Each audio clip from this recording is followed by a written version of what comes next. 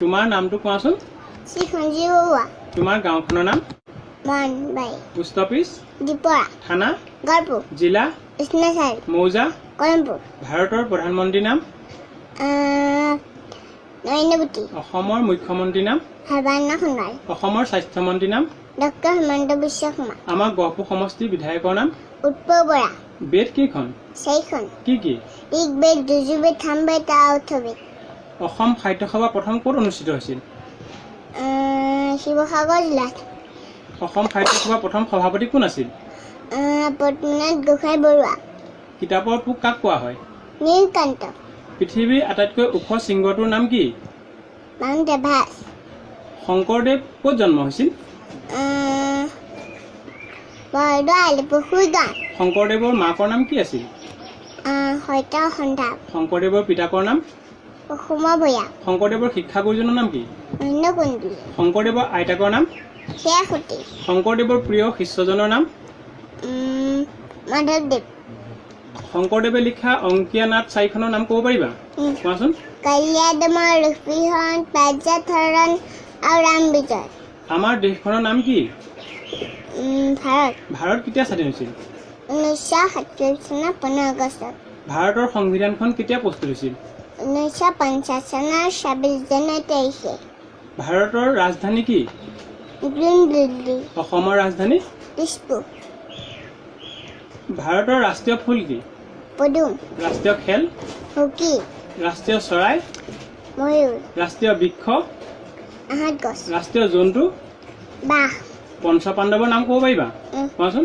যুধিষ্ঠিৰ, ভীম, অৰ্জুন, নকুল আৰু সহদেৱ। পঞ্চপাণ্ডৱৰ পত্নীৰ নাম কি আছিল? দ্ৰৌপদী। কৃষ্ণৰ সখা কোন? অৰ্জুন। চন্দ্ৰত প্ৰথম কোনে ভৰি দিছিল? কুকুৰ। কুকুৰটোৰ নাম কি আছিল? লক্ষ্মণমাতা কুকুৰে। চন্দ্ৰত যে প্ৰথম অৱতৰণ কৰিছিলে সেই মানুহজনৰ নাম কি? Neil Armstrong. পৃথিৱীৰ ভিতৰত আটাইতকৈ সৰু চৰাইটোৰ নাম কি? হামিংবাৰ্ড। পৃথিৱীৰ ভিতৰত আটাইতকৈ ডাঙৰ চৰাইটোৰ নাম? উট পক্ষী। পৃথিৱীৰ আটাইতকৈ বিপদজনক প্ৰাণীটোৰ নাম কি? ঘৰুৱা মাখি। পৃথিৱীৰ ভিতৰত আটাইতকৈ ওখ তৃণজাতীয় উদ্ভিদ কি? বাঁহ গছ। কোন জন্তুক মৰুভূমিৰ জাহাজ বুলি কোৱা হয়? উটক। আটাইতকৈ দীঘল জন্তুটোৰ নাম কি? জিৰাফ। পৃথিৱীৰ ভিতৰত আটাইতকৈ দীৰ্ঘজীৱী প্ৰাণীটোৰ নাম কি? দীৰ্ঘজীৱী, বহুত দিন জীয়াই থাকে। কাছৰ। আটাইতকৈ বিষাক্ত সাপটোৰ নাম কি? শংখচূড়। কোন কোন জীৱৰ দৃষ্টিশক্তি নাই? কেঁচু। কোন প্ৰাণীক উভয়লিংগ বুলি কোৱা হয়? কেঁচু। কোন প্ৰাণীয়ে চকু মেলি টোপনি যায়? মাছ আৰু সাপ। কোন জন্তুৱে থিয় হৈ শুৱে? ঘোঁৰা। কোন জন্তুৰ পেটত 4টা পাকস্থলী থাকে? গৰু। হৃদপিণ্ড কেতিয়া স্তব্ধ হয়? মানুহ মৰিলে। কি গছে আটাইতকৈ বেছি দিন ফল দিয়ে? নাচপতি গছে। আমাৰ প্ৰধান ইন্দ্ৰিয় কেইটা? 5টা। কি কি?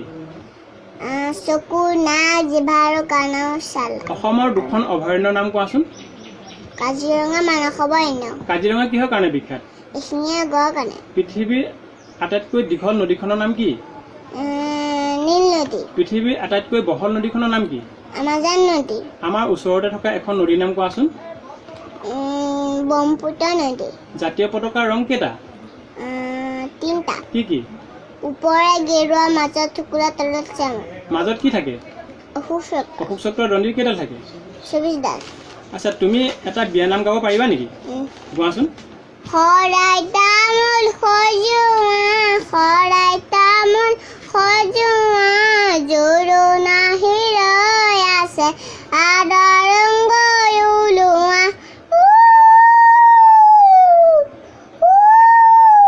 তুমি এটা লোকগীত গোৱাচোন। গুৰু শংকৰদেৱে, গুৰু জলামালা বিলা, মৃত্যুমুখী অসমীয়া ধৰ্ম জ্ঞান দিলা হে। গুৰু শংকৰদেৱে পিতৃ আৰু মাতৃ পাব, সৰুতে হেৰাইলা, হেৰসুতি পালনতে